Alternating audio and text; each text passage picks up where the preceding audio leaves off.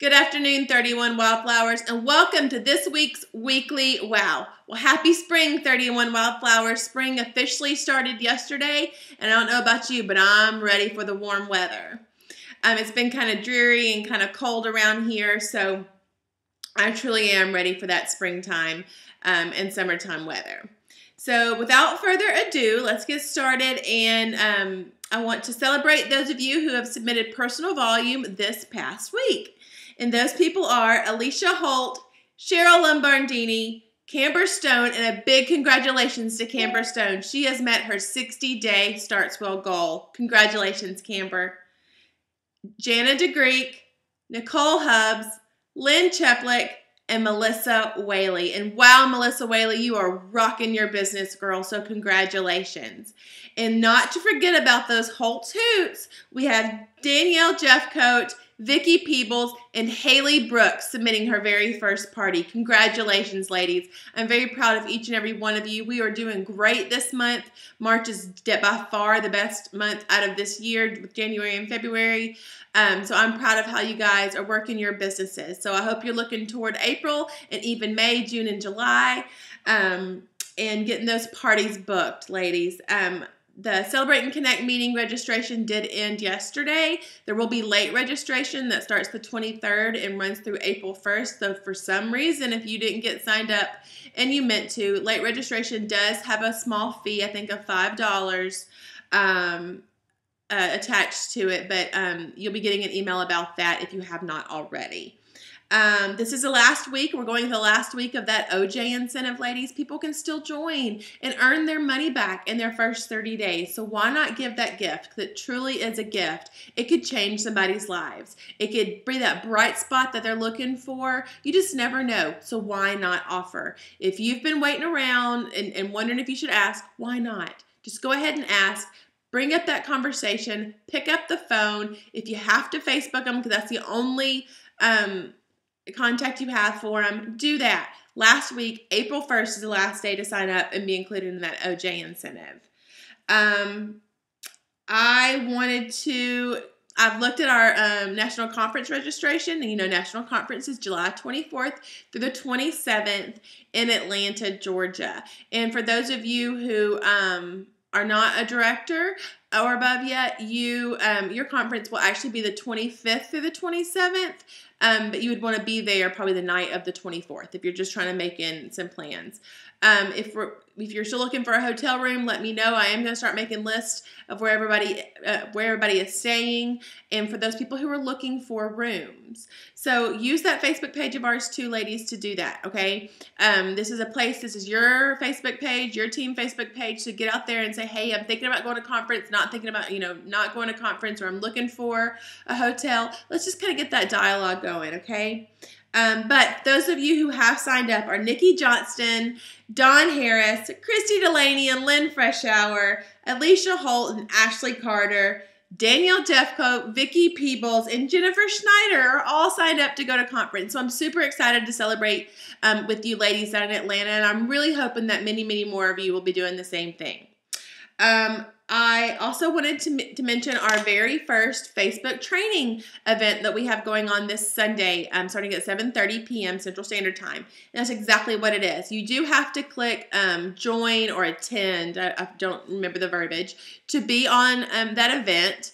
And it's really just going to be me posting pictures or posting some questions and us kind of dialoguing back and forth. So you won't actually hear me talk during it. I know you're really sad about that, but you won't hear me talk. It'll just be pictures, and you can either like the comment or like the picture, like somebody's comment, or talk underneath the picture in the comments. And that's how we're going to do it. And of course, the topic is increasing the number of guests at your party, which should in turn increase our party averages overall. Okay. So if you have not already, I'd love for you to go. I need some help with this. I'm a little nervous about it because it is something new to me, but I need your help. I need your help. I need you to attend and to join in that event so that we can all have a dialogue and learn together.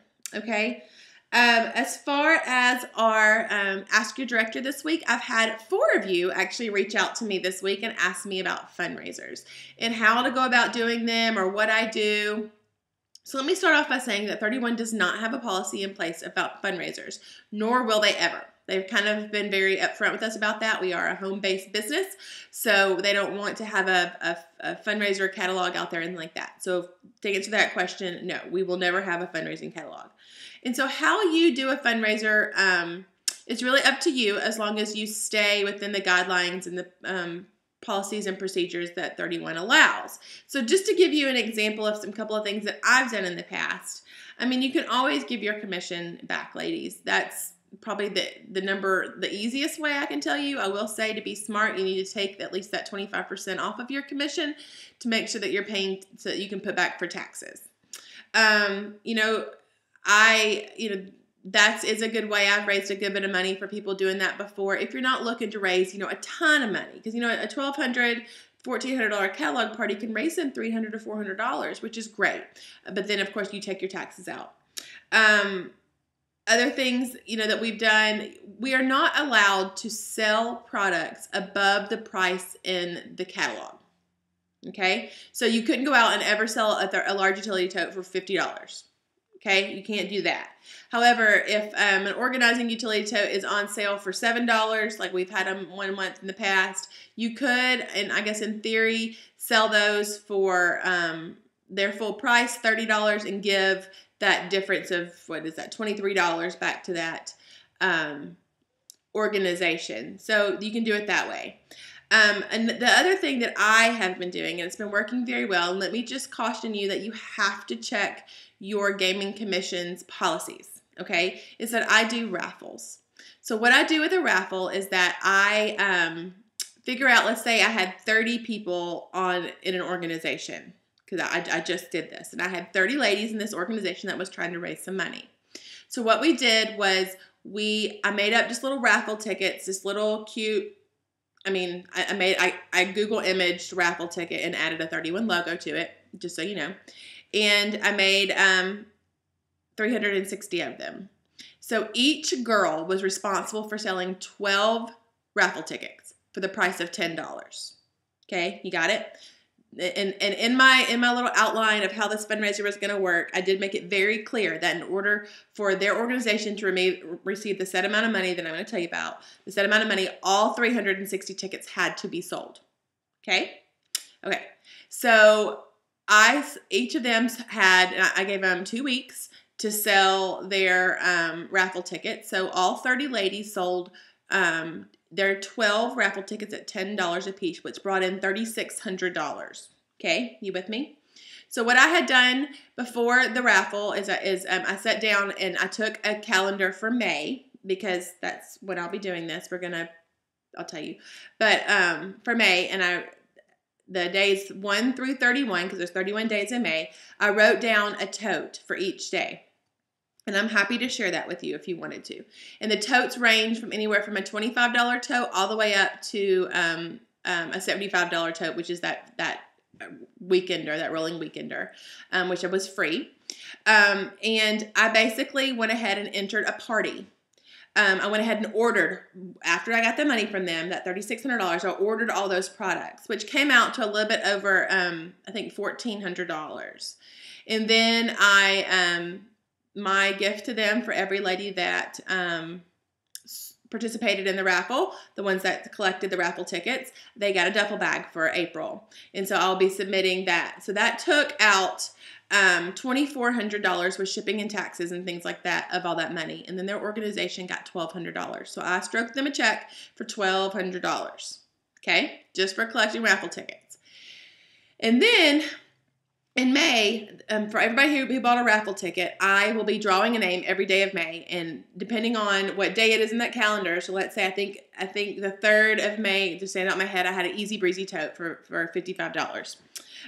So whoever raffle ticket I pull out that day wins that Easy Breezy tote for in a retail value of $75. So you see where I'm going with this. I already have all the products. I will already have all the products in hand once I submit the order April 2nd. So that's just the way I do it. Now I will tell you, in some states that's considered gambling, and gambling is illegal. So I know in Tennessee we have a lottery. I am allowed to do that. I have consulted my gaming commission and they said it was just fine. So instead of giving my commission, that was just another way that I could raise them money. And I raised them $1,200, or they raised themselves $1,200, I should say. And then people are still getting something in the process. So if you have any further questions about that, let me know. There is, as long as you're staying in the policy and procedures of 31, you're fine. Like I said, you just can't really sell anything outside of the cost or higher than the cost in the book. So I hope that helps. I don't do a ton of fundraisers, only because you're not going to get any recruits usually. You're not going to get any parties booked usually. People just, buy and go. So, it's great to be able to help. I really do love helping people that in need, but I do get overwhelmed with people who are wanting me to raise them money, and that cannot be the foundation of my business. So I kind of pick and choose, if you will. I did 3 this past month, which was a bit much for me. But I try not to do more than 1 a month or even less than that. So again, if you have any further questions, I hope that answered some of your questions. You just got to be smart about it, ladies, and make sure that you're not losing money in the process.